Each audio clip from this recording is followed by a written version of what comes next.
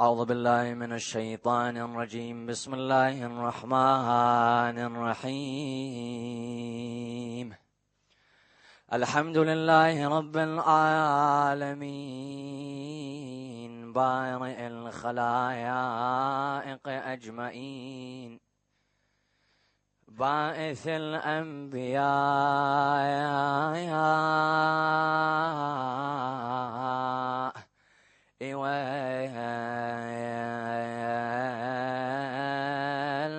والمرسلين، والصلاة والسلام على أشرف الأنبياء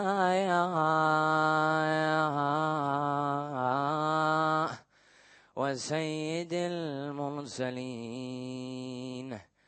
أبي القاسم محمد،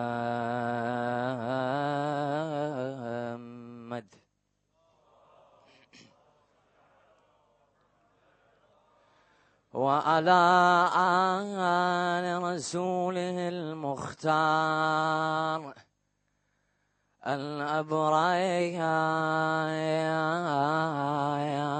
والأتهار، سيما على الإمام المنتظر والحجة الثاني عشر.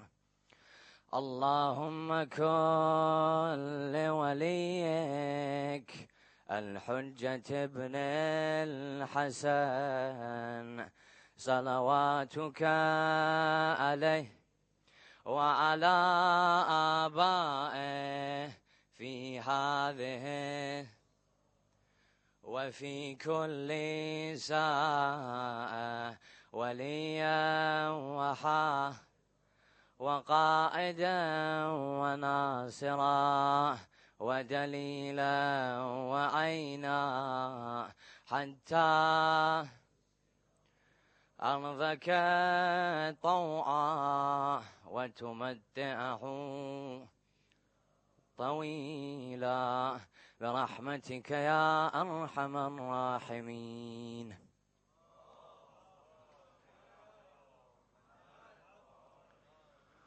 قال الله الحكيم في كتابه الكريم: بسم الله الرحمن الرحيم. بقية الله خير لكم إن كنتم مؤمنين. صدق الله العلي العظيم. صلوات.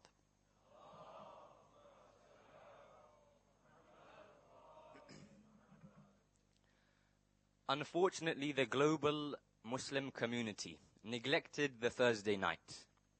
Not only did we not understand the power of the Thursday night, we did not attend the centers on Thursday night. So when we did, we didn't bother to concentrate during our supplications. We didn't bother to understand its fadila and excellency. For in fact, you find in ahadith and narrations that the Thursday night is almost as excellent as Shabbar Qadr.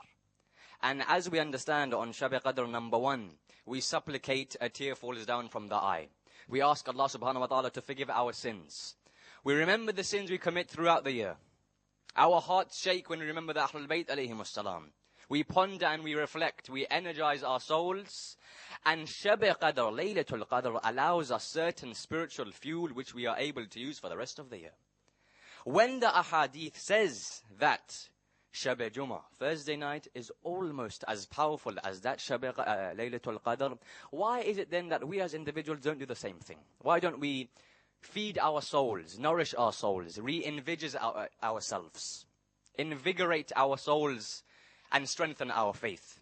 And in fact, the ulama are told, and the ulama also spread this, that on a Thursday night, there are 3 topics in particular which speakers should talk about. 3 topics of very great importance. Number 1, dua and supplication. For it is on this night that we are told to recite dua al-Kumail, the dua of Nabi Khazr. Number 2, we are told to remember death and contemplate about death. What is death? Where are we going? When are we going to die? Are we ready for death? And number 3, we are told to remember the Imam of our time, Ajjallahu Ta'ala Farajah al-Sharif. Now today, for some reason, there are many new faces. But for those of you that were here on the first night, you'll know we spoke about the Imam of our time. And we spoke about the way in which the environment of the Imam of our time is a very difficult environment, where many people will rise up. They'll say, I'm the Imam, I'm a representative of the Imam, I'm the son of the Imam, etc. And we spoke about the story of Shatita, and we mentioned the way in which Shatita in her life had strong Iman, and we mentioned about Muhammad ibn Ibrahim and the way in which he was able to identify the Imam of the time. In fact, we find recognizing an individual is very important. And recognizing requires one of two things. If I want to recognize you, if I want recognition, either I've seen you before. If I've seen you before, then I see you 1 week later in the street, I'll recognize you. Because I remember what your face looks like.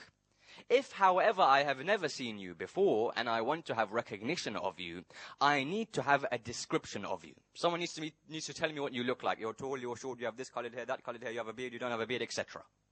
So, when we want to recognize the Imam, we understand, number one, very few individuals who are on the world today have seen the Imam before. And so in order for us to recognize the Imam when inshallah he returns soon, we need to have a description of the Imam. We need to know what the Imam will look like, how he will rise. For many will rise when the Imam also rises. Here we narrate a very interesting story that Ayatollah Khoui rahmatullah alayhi narrates himself. He narrated this story on one of the members in Najaf, in one of the masjids in Najaf, when he was giving his dars, his lesson. The story is of a friend of his, and both of them were studying together in Tabriz. Tabriz is in Iran. Both of them were studying together, and this was the preliminary education of Ayatollah Khoui. As we know, he studied primarily in Iran for a bit, then he went to Najaf, he became the big marja, he taught many individuals. The mujtahideen today, majority of them have been taught by who? Ayatollah Khoui. He says, my friend and me were in this seminary in Tabriz. I was going further to Najaf. He was staying behind here in Tabriz.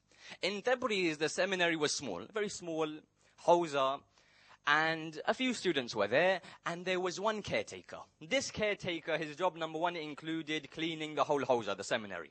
Number two, it included when the students would go to the washroom, he would fill their cans with water for them to do tahara, purification. And number three, he would cook the food, etc. Now, the students, they were a peculiar kind. They would make fun of this individual. However, they would make fun of him in the realms of Islam, because they were students of the hawza, they were alim deen, talib al-ilm. They would make fun of this guy. You know, this guy, he's giving us water, he's older than us, he's standing by the toilet all day. They'd make mockery of him. One day, the student, who's the friend of Ayatollah Khoui, says, I was awake during around 3 a.m. And unfortunately, as they say, nature called. I need to go to the bathroom, the washroom. And in Tabriz, till today, if you go there in winter, number one, there's snow. Number two, the extent of coldness, the freezing weather that is during the early mornings, is crazy. So he was there wrapped up in a blanket, thinking, I need to go to the washroom. However, I don't want to get up. It's too cold. It's too freezing for me to get up. So he said, maybe I'll try and sleep it off. However, after half an hour, he couldn't get to sleep. He realized, I have to go to the washroom. So he gets up. He gets up covered in these blankets. Now, where the caretaker would stay, his room, was directly next to, or directly next to the toilets. And his room had one door. It was a wooden type of room. One door, one entrance, only no windows.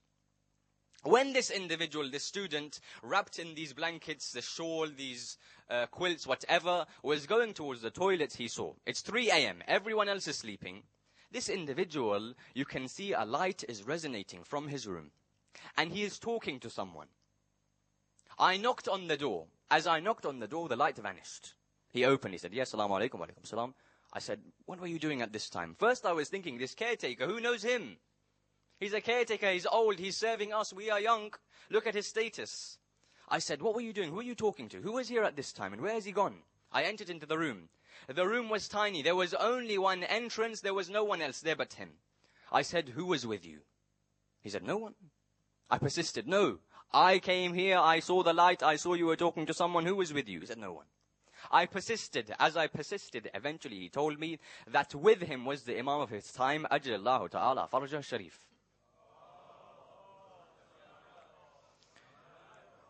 I said, what was the Imam doing with you? He says, I am one of the Imam's special servants. And it is my job to ensure that in Tabriz, number one, economically everyone in Tabriz is okay. Number two, he has told me, the Imam, that you stay here, you keep a watchful eye on all things. Number three, your job is to do the taharat, what you're doing right now. You're giving the water for the students. After this event, after I realized this individual regularly is visiting the Imam, knows the Imam, is a special servant of the Imam, I was very distressed. Because when I would see the other students making fun of him, I would think, do they not understand this individual? His status is so high that eventually it got to a point when I was about to tell them and break the cover that, look, this individual knows the Imam. He's an individual who works under the Imam. Just as I was about to tell the other individuals about him, that man disappeared and never was he seen again in Tabriz. What we're talking about, recognizing the Imam. Who is the Imam? If we are unable to recognize even the servants of the Imam, how is it we are going to recognize the Imam himself? We have not understood that there are many individuals. There is a whole structure mentioned in the ahadith. This many people are here. This many people are there. This many people have this job on the world, on the earth today. We haven't realized what values are found in the followers of the Imam. How are we going to understand the Imam himself? And so it's interesting to know, what description, number one, do we find about the Imam when he rises? Number two, how is the Imam related to the prophets? We understand that the ulama say, if I want to understand the Imam and recognize him and have recognition of him, number one, I need to understand him through his knowledge. When I mentioned in the first night about Shatita and Muhammad ibn Ibrahim realized that Abdullah Afta was not the Imam. Why? Because he was answering questions incorrectly. The first way in which I understand and recognize my Imam is through knowledge. The second way, they say, is miracles. What miracles he will perform. Now, knowledge. It is fair for me to say that in order for someone to identify knowledge, he himself needs to have knowledge. For example, there are three individuals. You are one of the three. There are two other individuals there. One asks the other a question. For example, how many ayats in the Holy Quran are there? The reply comes 25,000, for example. Now, if you have no knowledge whatsoever about the Quran, you won't know whether that answer is right or wrong. Of course it's wrong. There's about 6,000. So in order to identify knowledge, you need knowledge yourself. Now, in the circles of the ulama, there's a certain scenario given. I often mention this, and it is well known with the ulama. They write this in their books. They mention this about ilm. Before I mention it, however, recite Allah salawat.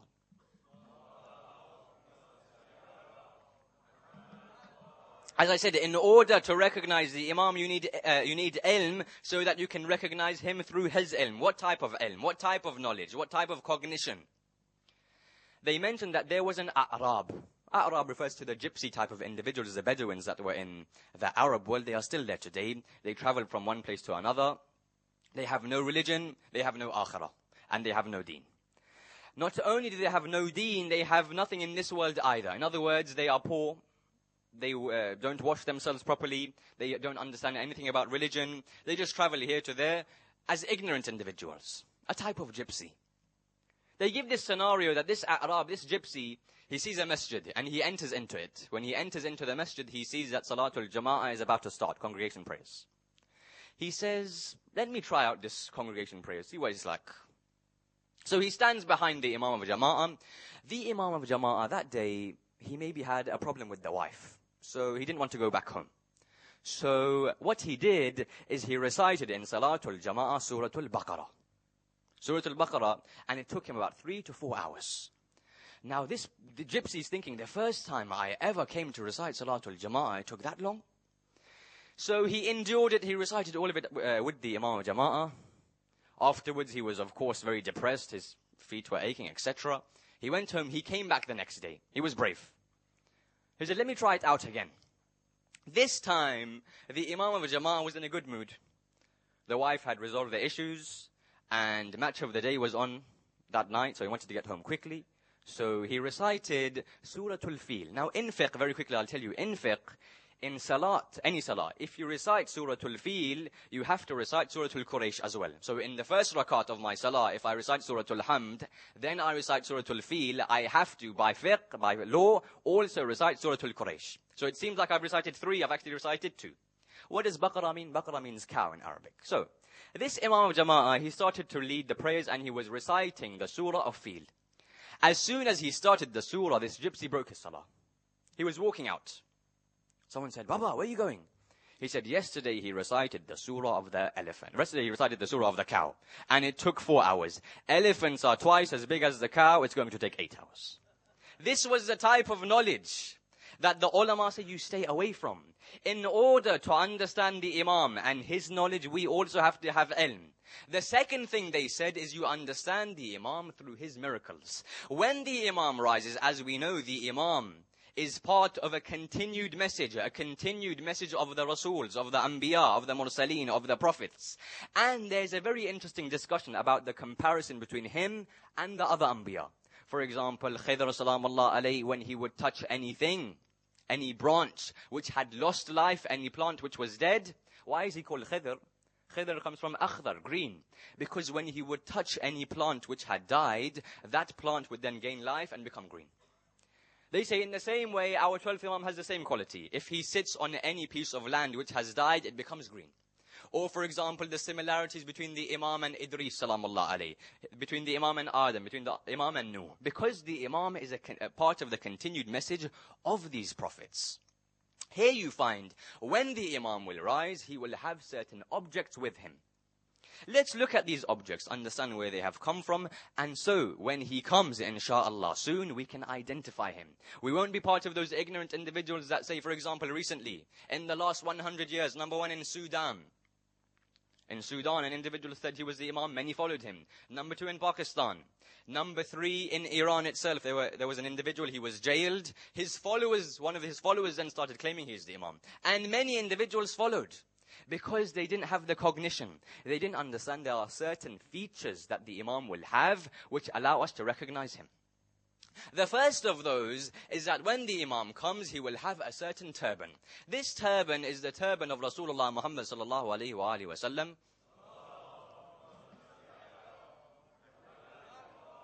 And you'll find today that the ulama that are Sayyid, they wear the black turban. Why? Because the Prophet had a certain black turban which he called as-sahab, the cloud. And he gifted this turban to his great brother, Amir al-Mu'minin salamullah alayhi, and he would say that when Imam Ali was wearing this turban, he would say, look, Ali bin Abi Talib comes with the cloud. And this turban, as we are told, is going to be with the holy Imam when he rises. Number one, the turban. Number two, you find that the Imam, when he will rise, he will have the ring of Nabi Sulaiman with him. This ring is very interesting, and if you look into the history of the prophets, Nabi Sulaiman, you'll find that the word Sulaiman literally refers to someone who is at peace. In other words, as we know, Nabi Sulaiman, who is one of those prophets who had a very big governorship. He was a ruler of many individuals, man and jinn. And this ring of his, you find that the power that he had, his governorship was entwined with this ring. In other words, when he had this ring, he was the ruler of men and jinn. When he didn't have it, he wasn't. So till today, when you find the media, they bring out films and books such as Lord of the Rings about this ring which has the power. Where are they getting these ideas? They're getting these ideas from religion. When the media then says religion is bad, religion causes fitna, religion causes wars, no. Religion is part of their entertainment. They use stories of religion for their own entertainment. But they don't claim it. Lord of the Rings, about this ring, this is the ring of Sulaiman originally. They've just changed the concept. Nabi Sulaiman, his ring that he had, it was a very important ring because primarily he would always keep it with him. However, before we go on to talk about the ring, we understand that Sulaiman, even though his kingship was vast, he had a lot of power under him, he still, in order to earn his income, would do what? In order to earn his income, he would make baskets out of leaf and wood. And then he would sell them. The small money that he got from that, he would then buy food and eat from there. Because he realized, I do not want to eat from the money of the government. And I do not want to earn my money in that way. I mentioned a few nights ago about earning money and the way in which halal income and halal rizq is of the utmost importance. Sulaiman, salamullah alayhi, understood that even though he's a prophet, even though he's a king, he will not earn his money through that way.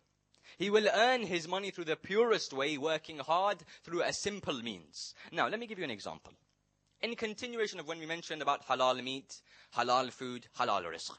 Harun Rashid, one day, he was with his aristocrats, delegates, other individuals. They were joking around. Of course, these politicians, what do they have to do? They were drinking, they were eating, smoking, doing ghaiba, etc. They started talking about Bahlul and making fun of him, etc.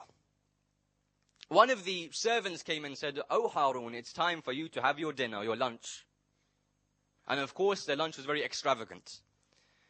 Harun says, "As we were talking of Bahlul, why don't you go and send some of this food to Bahlul? Maybe he'll come into our good books. He's always complaining about us, etc. Maybe if we give him some food, he will come onto our side." So they go to Bahlul, one of the servants. Bahlul, he was sitting in a very weird place. He was sitting in a sort of stable where there were dogs on the side, devouring a dead donkey. And he was sitting on the other side, just sitting there. Of course, he made this act that he was crazy. Of course, he was the biggest, or one of the biggest followers of Amir al-Mu'mineen, salamullah alayhi. So, he's sitting there. One of these individuals comes in and says, "Ya Bahlul, Harun has bought for you this food, this extravagant, beautiful food." He says, "I don't want it." "Harun has bought this food for you." Bahlul then turns around, "I don't want it, but be quiet. You can give it to the dogs." He says, "Okay, but why should I give it to the dogs? It's food from Harun Rashid." Bahlul says, "Don't say it too loudly. If the dogs realize it's from Harun, not even they will eat it." Because what Bahlul is trying to tell us, even the dogs realize that the food that comes from this governorship of Harun al-Rashid is not halal food. It is food which has been earned from what type of means? Haram means. Nabi Sulaiman, even though he had such a vast kingdom, he ensured the way in which he ate his food, the way in which food was put on the table was simple and halal. Nabi Sulaiman, they say about his ring, that his ring was always on his finger. And when the ring was on his finger, he was able to rule, as they say, ins wal jan. Jan is the plural of jinn. And whenever he would have to go to the washroom, of course he would take it off. And he would give it to one of his servants. Now some say servants, some say wives. Of course wives aren't servants, rather wives turn you into servants. But there's a difference. There's two different narrations. Either he would give it to his wives or his servants. So let's say it was servants. He would take the ring off, give it to the servant, then go to the washroom. One day, Shaitan al-Rajim, the accursed, comes in the form of Sulaiman salamullah alayhi. And fools the servant to take the ring. Once he takes the ring, the whole of the hukuma and the governorship of that vast area of land, of many individuals, of many creatures, comes under the hukuma and leadership of Shaitan. Now Shaitan, he's in the form of Sulaiman. Everyone thinks this is Sulaiman.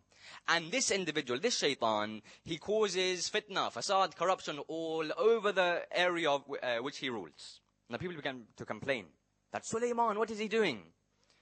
He's causing corruption, he's doing this, he's doing that. They went to his mother. "What happened to your son?" She says, "Even I'm thinking, what happened to him? Sulaiman was such a religious individual. He was said to be a prophet. Now look what he's doing."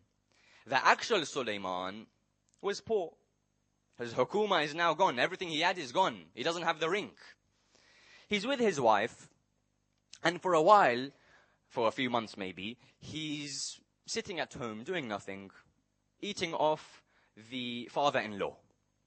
The wife says, "Look, Sulaiman, now that you don't have your ring, the hukuma is gone. We can't get it back.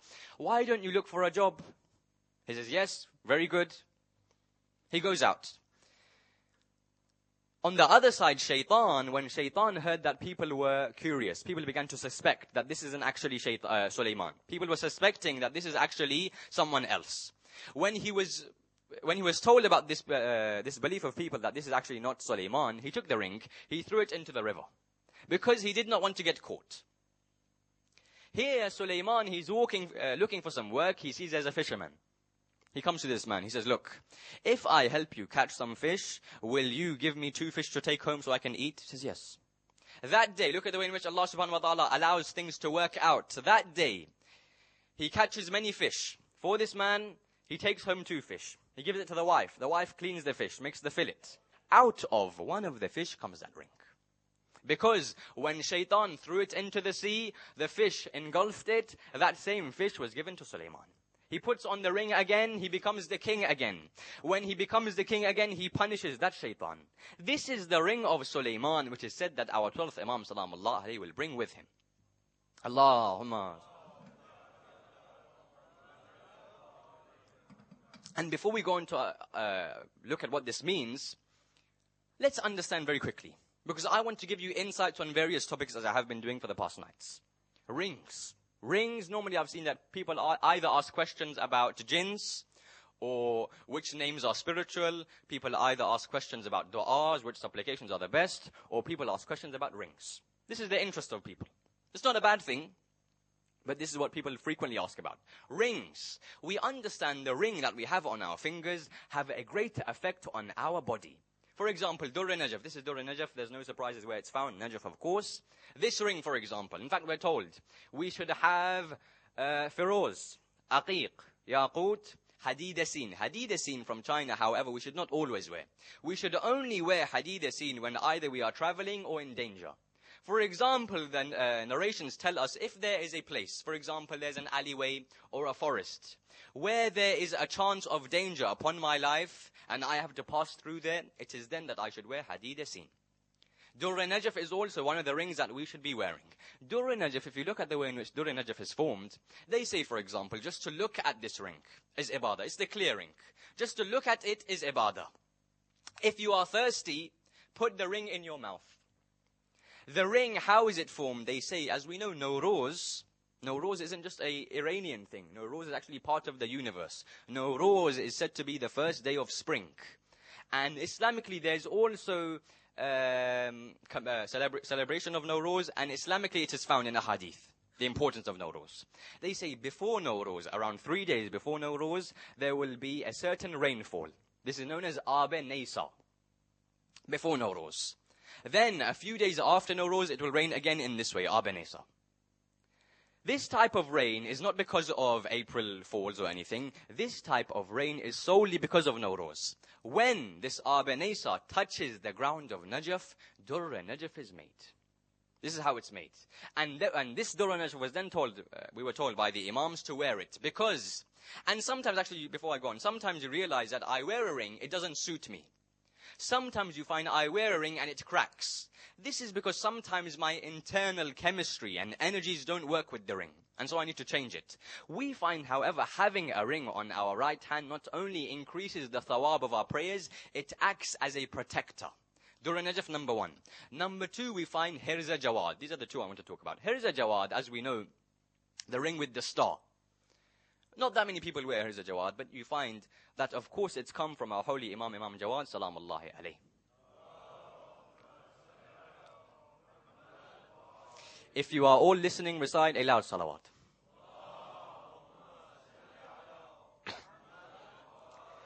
Hirza Jawad, that as we know, the Imam was married to al-Fadl, who was the daughter of Ma'mun, the Khalif. Of course, Ma'mun, he tried to get this political wedding so that people could think good of him. The Imam thought, if I marry al-Fadl, then maybe Ma'mun will not cause oppression on me and my followers. al-Fadl, when she saw that the Imam has married someone else, she was of course very jealous, like other wives. So she wrote a letter to her father and said, look, my husband, Muhammad ibn al-Jawad, is doing this. Stop him. Ma'mun writes a letter back to her and says, oh, Fadl, I did not get you married to him to prohibit him from doing that which is permissible for him. In other words, I don't mind if he gets married to other individuals, that's fine, as long as you're married to him. After a while, her jealousy increased. She became more jealous. Again, she complained to her father. Now, Ma'mun, as the other Abbasid and Umayyad Khalifs were, most of the time he was drunk. When people would go to visit him, in the morning drunk, in the afternoon drunk, in the evening. These are in the hadith, narrations. He was drunk at the time. So in this state of intoxication, he goes to Imam Jawad, salamullah alayhi, knocks on the door, the Imam comes out. He attacks the Imam. There are people watching. He attacks the Imam. They say he hits the Imam so badly, there are wounds all over the face of the Imam. The Imam falls on the floor. People think Al-Jawad is dead. Ma'mun comes back home. The next day when he sobers up, he's thinking, did I actually do that? Let me now go to his house, see where the body is, and try and quickly bury it. He goes. He knocks on the door. The servant opens, he enters. He goes into the room, he sees that the Imam is there sitting perfectly, like not even one scratch is on his body. He's saying, what are you talking about? Yesterday I came, I beat you, I hit you, I wounded you. He said, yes. But with me was one special dua. With me was the dua which my grandmother, Sayyida Fatima al-Zahra, salamullahi alayha, Muhammad, gave to me, and this is known today as Hirza Jawad. He says, this is the dua that my grandmother gave to me, and I kept it with me. When I kept it with me, no matter how hard you try, nothing can happen to me. The only thing it does not protect an individual from is Malakul Maut. Then Ma'mun says, can I have a copy? He takes a copy. Today when we find the ring, here's a Jawad. Within it, they write the dua and they put the dua within the ring. And that is what Hirza Jawad is. Sulaiman salamullah alayhi also had a ring. Yaqut maybe. This was the ring that Amirul Mu'mineen gives in ruku to that individual, which is mentioned in the Quran, Surah 5 verse 55, as you all know. This is the ring. The ring of Sulaiman salamullah alayhi. Now, as we understand, our Imam, when he comes, has this ring. This could either be metaphorical language or literal. Either he could come with this ring, or it could be metaphorical language, signaling to us that when he comes, jinn and ins and animals will be under the command of the Imam. Because when you have the ring, this is what happens. So when the Imam comes, some ulama say this means that the jinn and the ins and the animals and vast areas of land will be under the command of the Imam. When he first comes, of course, he will fill this earth with justice, because previously it was filled with injustice. When he first comes, of course, there will be fitna and fasad. However, after a while, ahadith tell us there will not be one person on this earth who does not believe in one God. And the whole of the earth will be under the command of the Imam. This is the first thing. So the turban, number one. Number two, the ring. Number three, as we know, he'll have the staff of Nabi Musa salamullah alayhi. Nabi Musa's story is mentioned a lot in the Quran, all through the Quran. Nabi Musa salamullah alayhi, as we are aware, he enters into his city. He sees that two people are fighting. هَذَا مِنْ شِيئَتِهِ وَهَذَا مِنْ أَدُو. One was from his enemies, one was from his Shia, his followers. As he enters, he sees those arrogant people who were part of the enemy of Nabi Musa were fighting one of his beloved followers. So he comes. He pushes this individual. Now Musa was very strong. When the Holy Prophet of Islam, Muhammad sallallahu alaihi wasallam, goes on Mi'raj, he says, I saw Musa looking very strong, well built. He was strong, he misunderstood or he misinterpreted how strong he would be. He pushed this individual, as we know that individual died. Commotion in the city. This young Musa, this young youth, who has been brought up at the house of Pharaoh, look what he's done, he's killed an individual. Musa is scared. One of the individuals who is part of the government says, Ya bunay, la takhaf. Oh boy, don't worry, go from here. Go, travel. As we know, Musa, then where does he go to? He goes to Midian. When he goes to Midian, famous story, just to remind you, when he goes to Midian, he sees the well is there. There are some shepherds around the well, and there are two women standing by a tree far away. He respectfully goes to them. As I mentioned, when Jibreel came to Bibi Maryam salamullahi alayha, what was the way in which he dealt with him? She was very cautious. Because mahram na mahram relationship. In the same way, when Musa salamullah alayhi goes to these two women, he's very respectful. He knows his boundaries. So he goes to these two women, and he says, look, can I help you? They say, we were waiting for those men to go, and then we would go to the well. He says, I'll fill it up for you. We know the story. They go to their father, who is Nabi Shu'aib. They say, employ this man. He is qawiyul amin. He is strong, and he is trustworthy. Till today, when you want to look at the Quran, you find the Quran encompasses all different topics. The Quran here also mentions employment. That many individuals, they can't get jobs. Many individuals are struggling. The Quran says there are two characteristics you need to get a job. Number one, qawi, strong. Does that mean everyone needs to be strong? No. You need to ensure that you have the correct qualifications for your job. For during that time, all the jobs, all the employment involved being strong. Number two, the second characteristics we need to get a job is to be ameen, trustworthy. This is what the Quran says. As we know then, after a while, after 10 years, he marries one of the daughters of Nabi Shu'aib, and he is about to leave.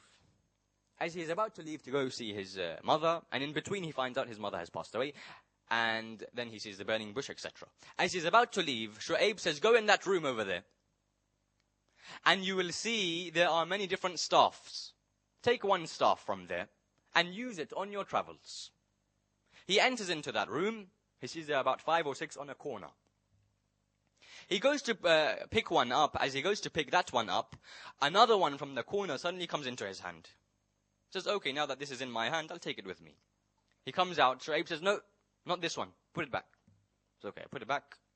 He went to get another one in the corner. As he goes to get that one, that same one comes into his hand. He comes out again. Shu'aib says, no, not this one. He says, okay, I'll try and get another one. He goes back in. Same thing happens third time. He says, oh, Shu'aib, I'm not doing this. This is coming into my hand.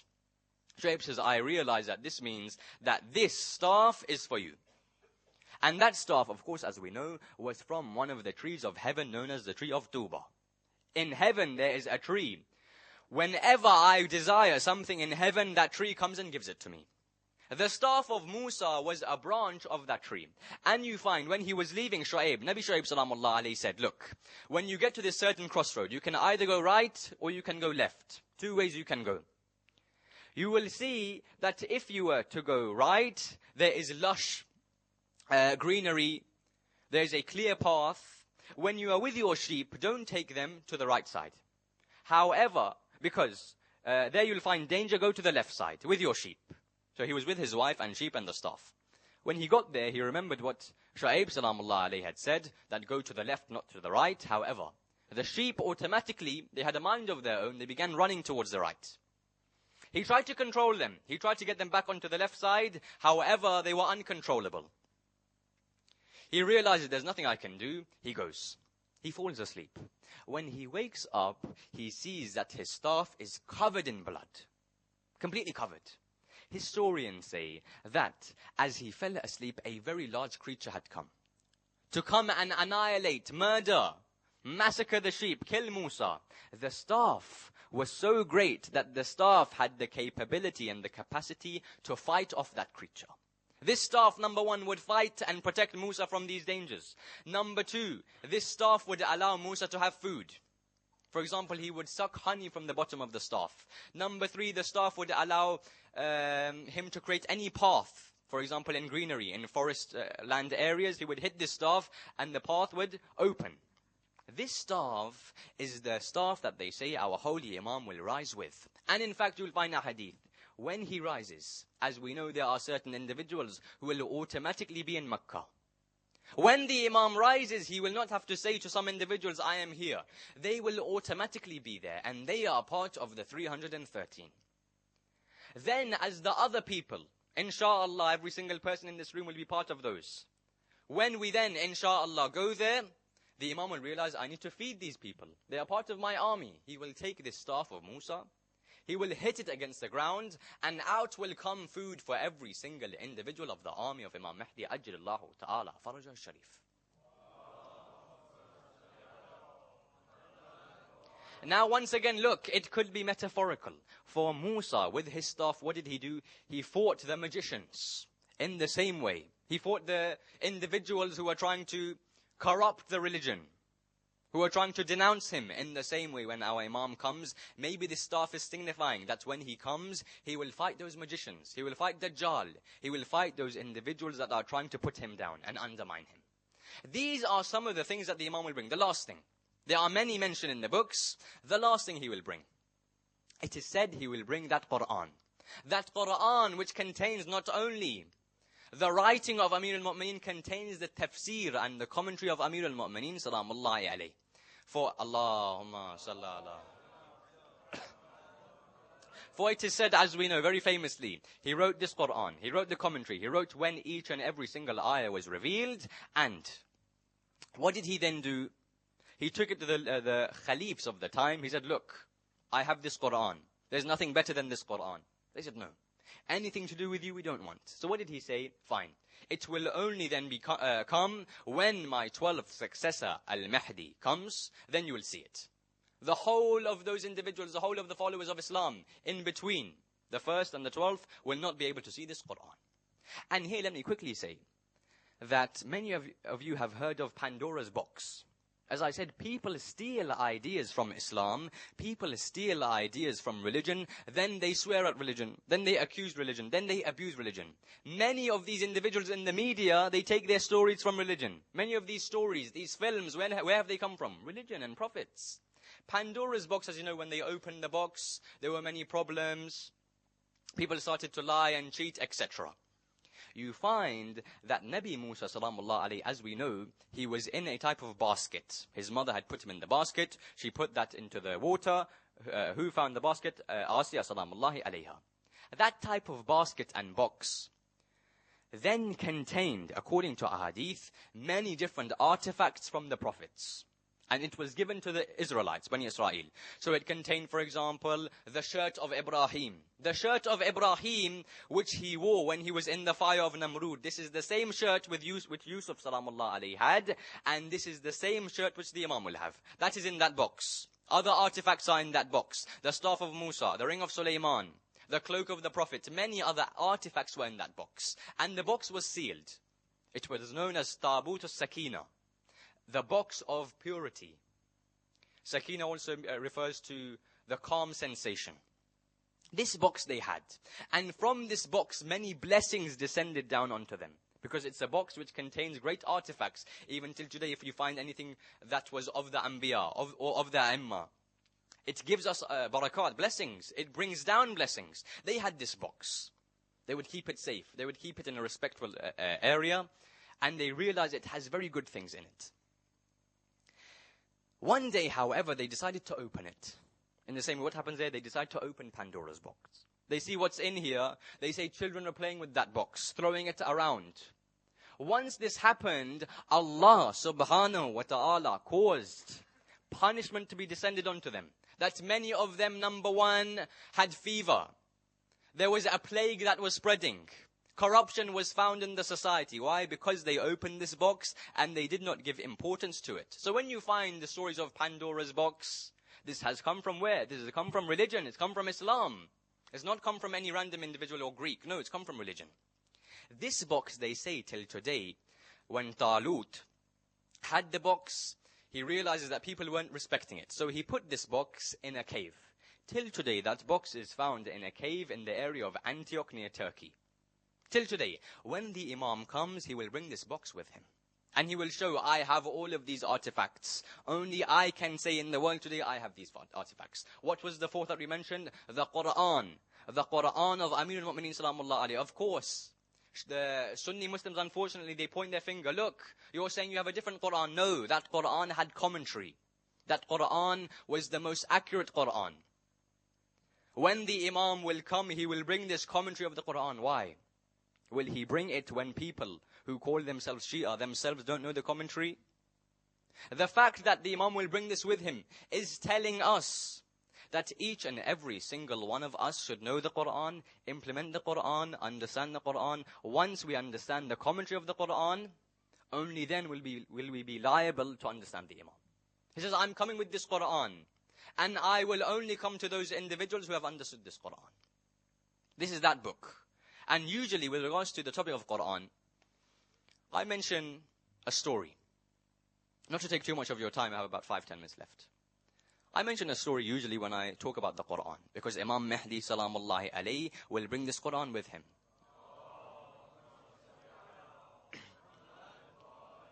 The Quran which contains the true interpretation. Have we understood the interpretation? Have we listened to the Quran? Have we read the Quran? Have we pondered on it? No. The story is of two Christian youths. I mention it often. Ayatollah Dastaghaib al-Shirazi, rahmatullah alayhi, who has brilliant books. Sometimes you find some books are very intense. They have philosophy, Arabic grammar, etc. Some books have been written so that the reader can be comfortable. Ayatollah Dastaghaib's book are like this. So every single person in this room, whether they are young or old, can read the books of Ayatollah Dastaghaib Shirazi. In one of his tafsirs, he mentions this, that there were two Christian youths that had converted to the religion of Islam, and he had asked them why. They told him their story. It's a beautiful story. There were two Christian youths. They said, we were in prison, in and around Morocco. We were in prison, and within our jail cell, there was one man who was Iraqi Muslim. And every single day, he would recite the Quran.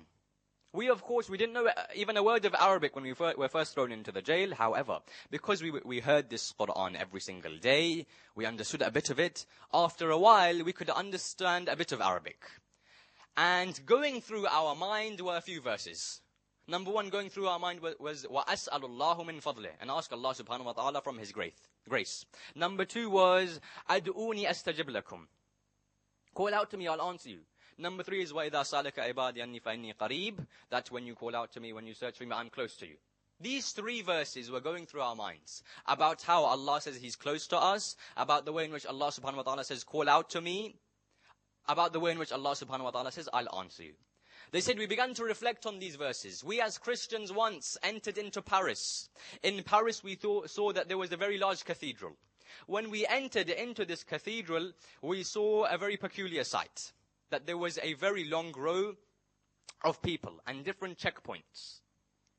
They would go to the first checkpoint, say yes. They would say, I've done these sins. I've murdered, abortion, fornication, alcohol. They'd write their sins down. They'd go to the next checkpoint. There, the person would say, okay, abortion, 250 euros. Alcohol, 300 euros. Murder, 10,000 euros, whatever. We'd have this slip. He would make a total of all of our costs. So, for example, the total was 5,000 euros. Of all of the sins we committed in that year. We'd go to the next desk, we'd pay and we'd get a receipt. We'd take this receipt, we'd go to the final desk, there would be a priest. This priest would then look at the receipt and said, Allah subhanahu, God has forgiven you. We were thinking, the Quran is saying, ask me, I'll forgive you. The Quran isn't saying, go to a priest, spend money, give them money, then I'll forgive you. The Quran is saying, I'll forgive you wherever you are because I am near to you. The Christian priests were saying, you have to go to a certain place to talk to God. You have to go to a certain place to ask repentance. The Quran is saying, no, wherever you are, ask Allah subhanahu wa ta'ala and forgive you. We began to ponder on this. We decided that if we were to see a certain sign, we would accept Islam. One day in the prison, we were very thirsty. There was no water for days. We were so thirsty, we thought we were going to die. It was that bad.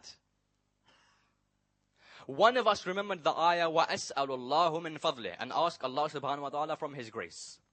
And so we decided, we'll ask Allah, we'll test Allah. We know Christianity says you have to only ask God in a certain place. We'll test Allah. Is Allah actually close to us? So we prayed to Allah, we called out to Allah. Ya Allah, we're thirsty, help us. As soon as we said that, there was a miracle. Because from the wall, a crack was found, out gushed water, we drank, and we said, Ashhadu an la ilaha illallah wa anna Muhammadan abduhu wa rasuluh.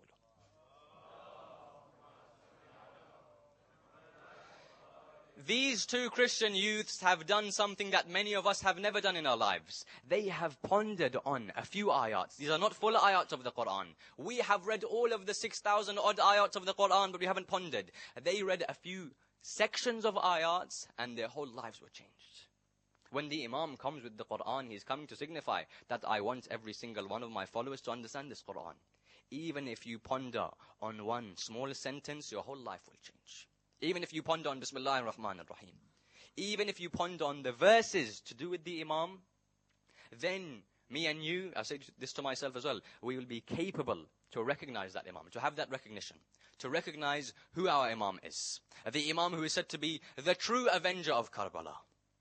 The Imam who is said to be the true avenger of the daughters of Muhammad sallallahu alaihi wasallam.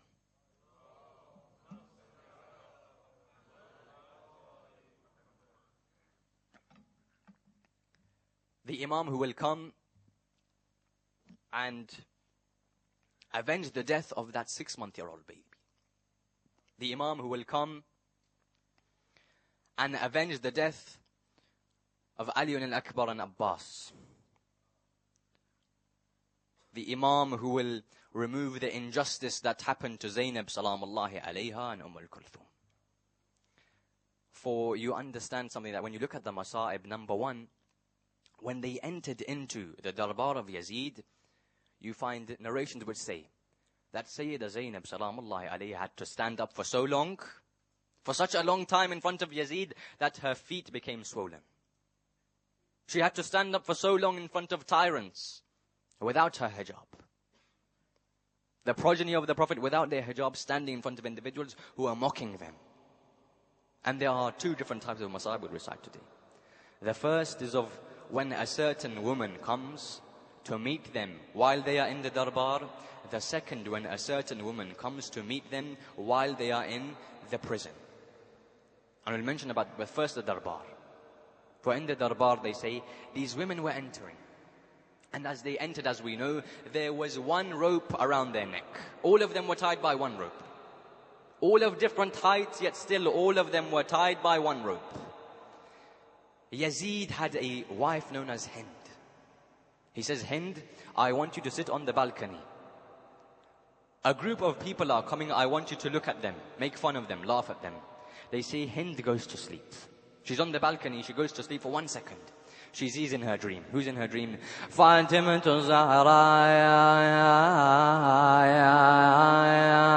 She comes in the dream of Hind and says, oh Hind, how can you sleep? How can you sleep, oh Hind, when my daughter Zainab is standing in front of Yazid? How can you sleep, oh Hind, when Zainab is in chains?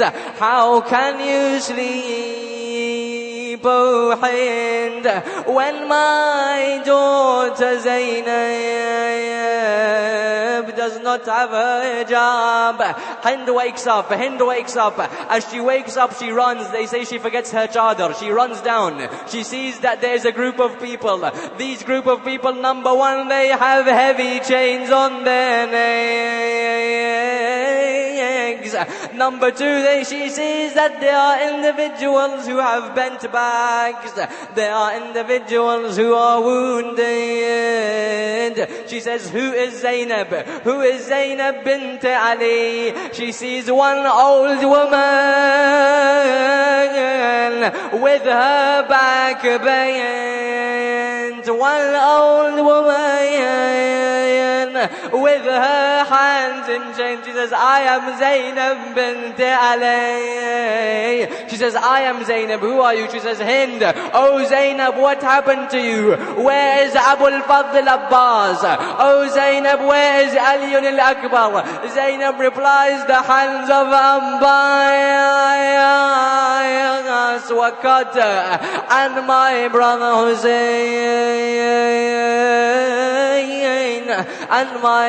Hussein's body lay on the land of Karbala without ghusl and without kafan. That was in the darbar. Then when they were in the jail of Yazid, in the prison, they say, number one, the jail had no roof. The jail had no roof, so that when in the daytime it was hot. In the daytime it was hot. The women and children in the daytime would cry out because of the heat. Because there is no roof on this prison. As there was no roof, during the night time they would be very cold. There was one individual named as Abdullah. Abdullah says, I passed by this prison, I heard the crying of small children. Abdullah says, I passed by this prison, I could hear the crying of small children. I went to my wife. I told my wife, every Thursday night you cook something as a nadhr, as a promise you made. Cook something, tomorrow is Thursday night, and give it to those young prisoners. She's happy. She cooks something, she goes in. As she goes in, listen, as she goes into the small prison, she sees an old man with grey hair. His back is bent. Who is this old man?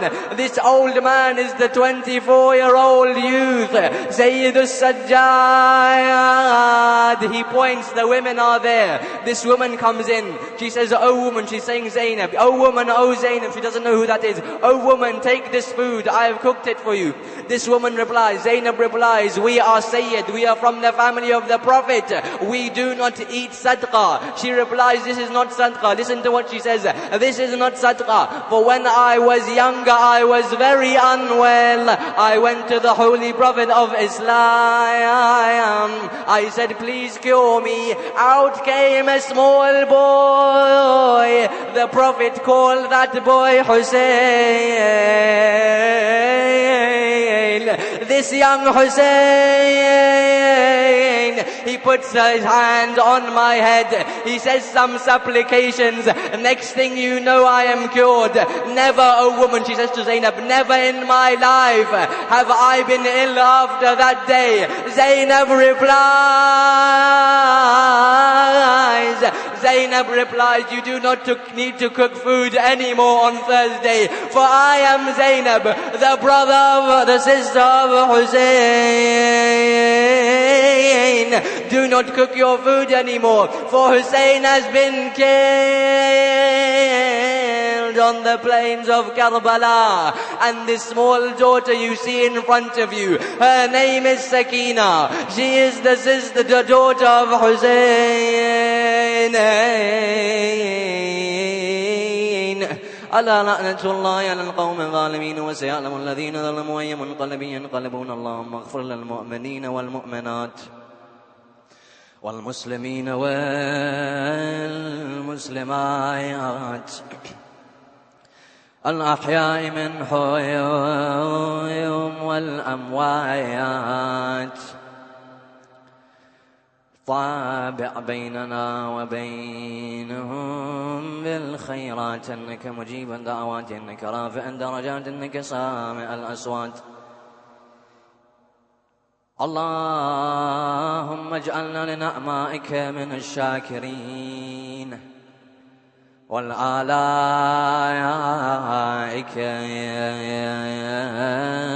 من الذاكرين اللهم ارزقنا في الدنيا زيارة الحسين وفي الآخرة شفاعة الحسين وصلى الله على سيدنا ونبينا محمد وآله وسلم.